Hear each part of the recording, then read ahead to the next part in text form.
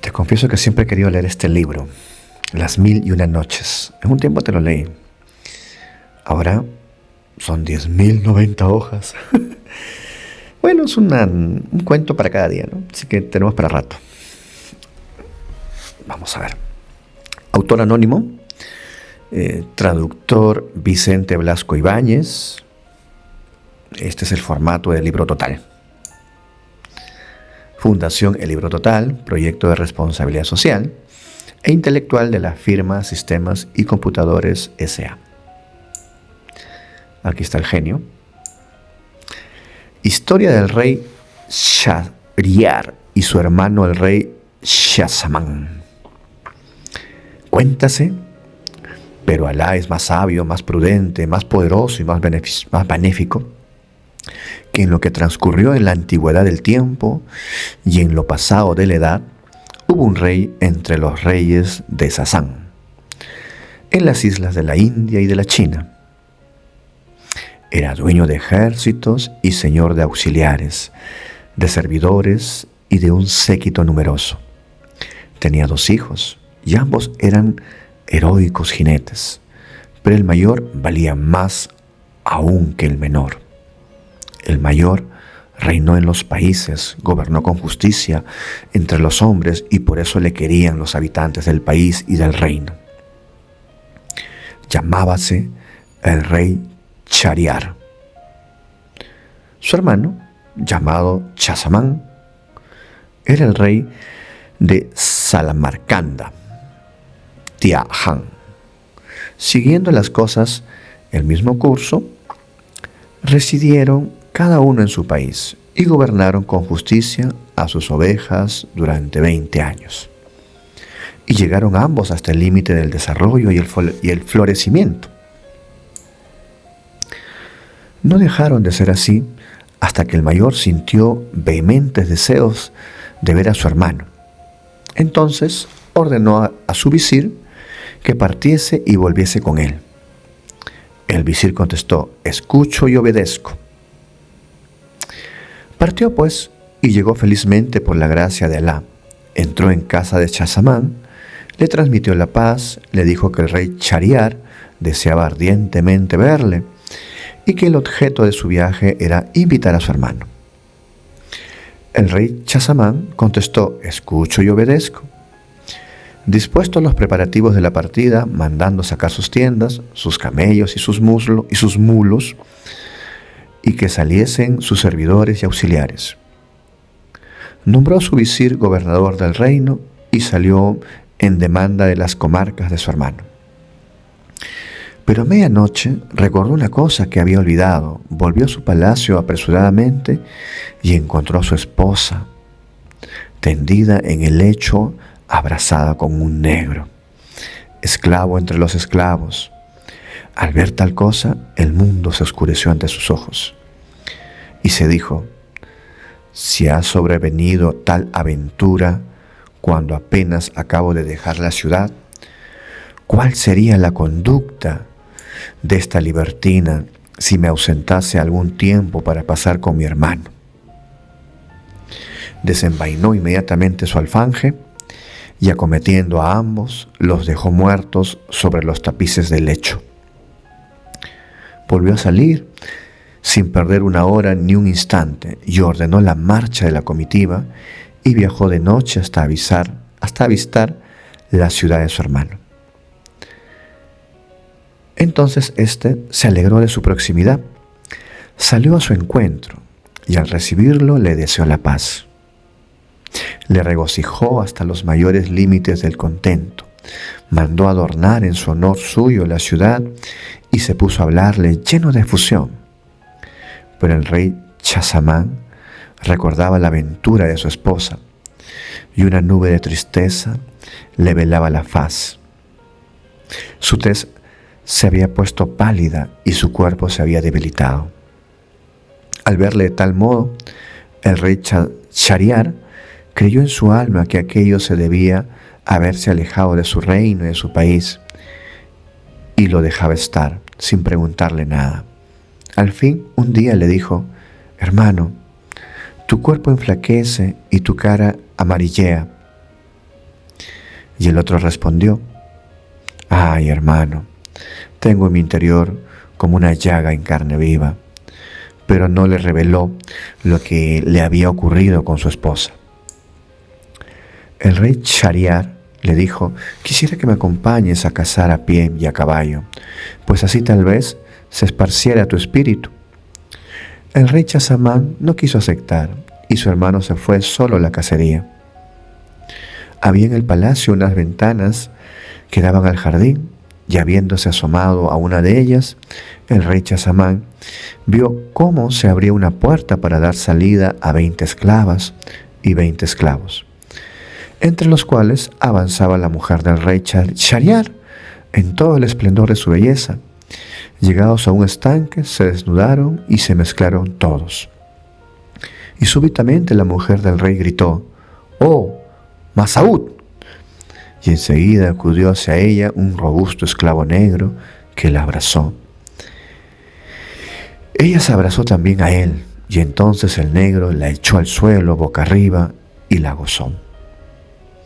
A tal señal, todos los demás esclavos hicieron lo mismo con las mujeres, y así siguieron largo tiempo, sin acabar con sus besos, abrazos, copulaciones y cosas semejantes hasta cerca del amanecer. Al ver aquello, pensó el hermano del rey: por Alá, más ligera es mi calamidad que esta otra. Inmediatamente, dejando que se desvaneciese su aflicción, se dijo: en verdad esto es más enorme que cuanto me ocurrió a mí. Y desde aquel momento volvió a comer y beber cuanto pudo. A todo esto, el rey, su hermano, volvió de su excursión, y ambos se desearon la paz íntimamente. Luego el rey Shahryar observó que su hermano, el rey Chazamán, acababa de recobrar el buen color, pues su semblante había adquirido nueva vida, y advirtió también que comía con toda su alma después de haberse alimentado parcamente en los primeros días. Se asombró de ello y dijo: hermano, poco te veía amarillo de tez y ahora has recuperado los colores. Cuéntame, ¿qué te pasa? El rey le dijo: te contaré la causa de mi anterior palidez, pero dispénsame de referirte el motivo de haber recobrado los colores. El rey replicó: para entendernos, relata primeramente la causa de tu pérdida de color y tu debilidad. Y se explicó de este modo: sabrás, hermano, que cuando enviaste tu visir para requerir mi presencia, hice mis preparativos de marcha y salí de la ciudad. Pero después me acordé de la joya que te destinaba y que te di al llegar a tu palacio. Volví, pues, y encontré a mi mujer acostada con un esclavo negro durmiendo en los tapices de mi cama. Los maté a los dos y vine hacia ti. Muy atormentado por el recuerdo de tal aventura, este fue el motivo de mi primera palidez y de mi enflaquecimiento. En cuanto a la causa de haber recobrado mi buen color, dispénsame de mencionarla. Cuando su hermano oyó estas palabras, le dijo: por Alá, te conjuro que me cuentes la causa de haber recobrado tus colores. Entonces el rey Chazamán le refirió cuánto había visto. El rey Shahryar dijo: ante todo es necesario que mis ojos vean semejante cosa. Su hermano le respondió: finge que vas de casa, pero escóndete en mis aposentos, y serás testigo del espectáculo. Tus ojos lo contemplarán. Inmediatamente el rey mandó que el pregonero divulgase la orden de marcha. Los soldados salieron con sus tiendas fuera de la ciudad. El rey marchó también. Se ocultó en sus tiendas y dijo a sus jóvenes esclavos que nadie entre. Luego se disfrazó, salió a hurtadillas y se dirigió al palacio. Llegó a los aposentos de su hermano y se asomó a la ventana que daba al jardín. Apenas había pasado una hora cuando salieron las esclavas rodeando a su señora y tras ellas los esclavos, e hicieron cuanto había contado Chazamán, pasando en tales juegos hasta el amanecer. Cuando vio estas cosas el rey Shahryar, La razón se ausentó de su cabeza y dijo a su hermano: marchemos para saber cuál es nuestro destino en el camino de Alá, porque nada de común debemos tener con la realeza hasta encontrar a alguien que haya sufrido una aventura semejante a la nuestra. Si no, la muerte sería preferible a nuestra vida. Su hermano le contestó lo que era apropiado y ambos salieron por una puerta secreta del palacio y no cesaron de caminar día y noche, hasta que por fin llegaron a un árbol en medio de una solitaria pradera junto a la mar salada. En aquella pradera había un manantial de agua dulce. Bebieron de ella y se sentaron a descansar. Apenas había transcurrido una hora del día cuando el mar empezó a agitarse. De pronto brotó de él una negra columna de humo que llegó hasta el cielo y se dirigió después hacia la pradera. Los reyes, asustados, se subieron a la cima del árbol, que era muy alto, y se pusieron a mirar lo que tal cosa pudiera ser. Y he aquí que la columna de humo se convirtió en un efrit de elevada estatura, poderoso de hombros y robusto de pecho. Llevaba un arca sobre la cabeza. Puso el pie en el suelo y se dirigió hacia el árbol y se sentó debajo de él. Levantó entonces la tapa del arca, sacó de ella una caja, la abrió y apareció enseguida una encantadora joven, de espléndida hermosura, luminosa, lo mismo que el sol. Como dijo el poeta: antorcha en las tinieblas, ella aparece y es el día. Ella aparece y con su luz se iluminan las auroras. Los soles irradian con su claridad y las lunas son las sonrisas de sus ojos. Que los velos de su misterio se rasguen e inmediatamente las criaturas se prosternan encantados a sus pies. Y ante los dulces relámpagos de su mirada, el rocío de las lágrimas de pasión humedece todos los párpados. Después que el efrit hubo contemplado a la hermosa joven, le dijo: oh soberana de las cederías, oh tú a quien rapté el mismo día de tu boda, quisiera dormir un poco. Y el efrit colocó la cabeza en las rodillas de la joven y se durmió. Entonces la joven levantó la cabeza hacia la copa del árbol y vio ocultos en las ramas a los dos reyes. Enseguida apartó de sus rodillas la cabeza del efrit, le puso en el suelo y les dijo por señas: bajad y no tengáis miedo de este efrit. Por señas le respondieron: por Alá, sobre ti, dispénsanos del lance tan peligroso. Ella les dijo: por Alá, sobre vosotros, bajad enseguida, si no queréis que avise al efrit, que os dará la peor muerte. Entonces, asustados, bajaron hasta donde ella estaba, que se levantó para decirles: traspasadme con vuestra lanza de un golpe duro y violento, si no, avisaré al efrit. Shahriar, movido del espanto, dijo a Chazamán: hermano, sé el primero en hacer lo que ésta manda. El otro repuso: no lo haré sin que antes me des el ejemplo tú, que eres mayor. Y ambos empezaron a invitarse mutuamente, haciéndose con los ojos señas de copulación. Pero ella les dijo: ¿para qué tanto guiñar los ojos? Si no venís y me obedecéis, llamo inmediatamente al efrit. Entonces, por miedo al efrit, hicieron con ella lo que les había pedido. Cuando los hubo agotado, les dijo: ¿qué expertos sois los dos? Sacó del bolsillo un saquito y del saquito un collar, compuesto de 570 sortijas de consellos, y les preguntó: ¿sabéis lo que es esto? Ellos contestaron: no lo sabemos.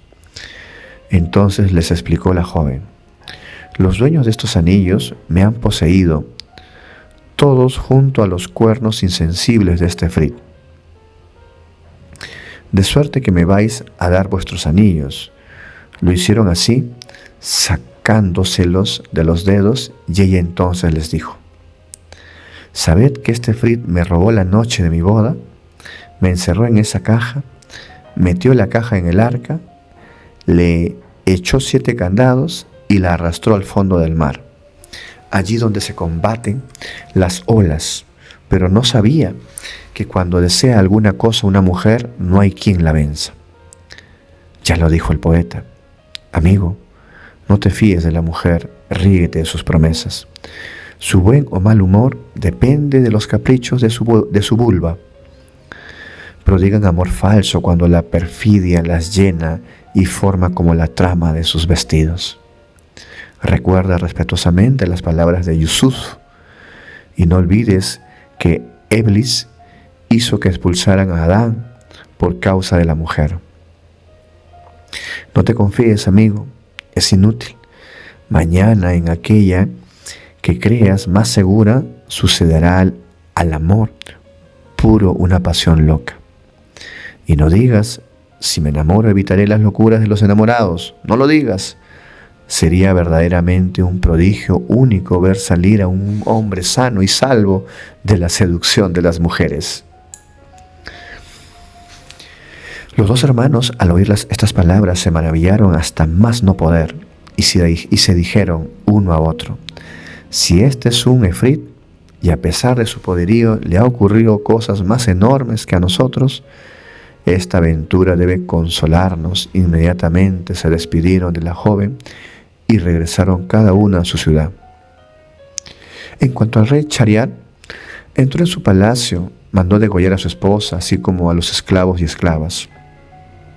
Después ordenó a su visir que cada noche le llevase una joven que fuese virgen, y cada noche arrebataba a una su virginidad, y cuando la noche había transcurrido, mandaba que la matase. Así estuvo haciendo durante 3 años. Y todo eran lamentos y voces de horror. Los hombres huían con las hijas que les quedaban. En la ciudad no había ya ninguna doncella que pudiese servir para los asaltos de este cabalgador. En esta situación, el rey mandó al visir que, como de costumbre, le trajese una joven. El visir, por más que buscó, no pudo encontrar ninguna, y regresó muy triste a su casa, con el alma transida de miedo ante el furor del rey.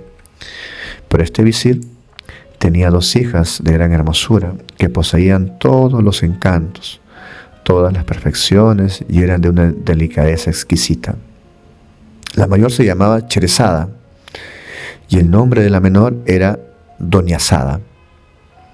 La mayor Cherezada había leído los libros, los anales, las leyendas de los reyes antiguos y las historias de los pueblos pasados.